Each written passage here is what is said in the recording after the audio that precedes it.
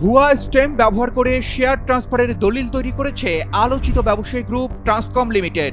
আদালতে দেওয়া ডাক বিভাগ ও ঢাকা জেলা প্রশাসক অফিসের প্রতিবেদনে এই তথ্য উঠে এসেছে। এ সংক্রান্ত একটি মামলায় অভিযোগ ছিল ট্রান্সকম গ্রুপের প্রধান নির্বাহী কর্মকর্তা সিবিন রহমান সহ 5 কর্মকর্তা এই জালিয়াতির সঙ্গে জড়িত।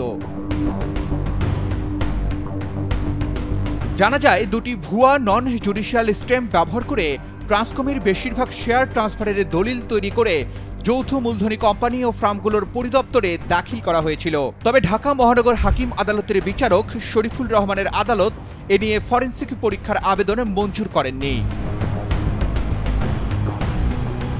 গত ফেব্রুয়ারি মাসে সাজরে হক গুলশান থানায় বড় বোন সিমিন রহমানের বিরুদ্ধে একটি মামলা দায়ের করেন।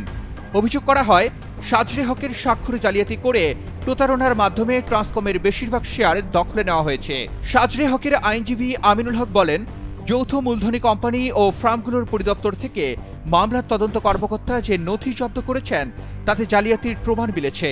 নথি অনুযায়ী লতিফুর রহমানের স্ত্রী শাহনাজুর রহমান 2020 সালের 2 সেপ্টেম্বর তার আইনজীবী নজরুল ইসলামের মাধ্যমে সিমিন রহমানের নামে বেশিরভাগ শেয়ার ট্রান্সফার করা হয়েছে। আইনজীবী আমিনুল হক বলেন, স্ট্যাম্প দুটির সত্যতা নিয়ে ঢাকার জেলা প্রশাসকের কাছে একটি প্রতিবেদন চান আদালত।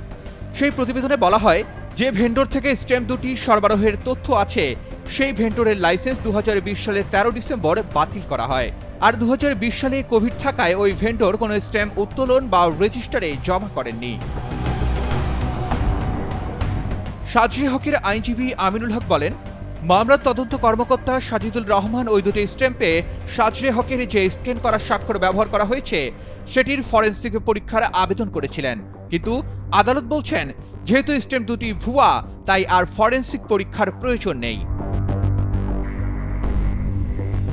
এদিকে সিমিন রহমানের আইনজীবী সিদ্দিক উল্লাহ মিয়া বলেন, মামলায় অভিযোগ করা হয়েছে 2020 সালে স্ট্যাম্প ব্যবহার করে শেয়ার ট্রান্সফারের দলিল করা হয়েছে, কিন্তু জিপিওর প্রতিবেদন বলছে এই দুটি স্ট্যাম্প 2023 সালের।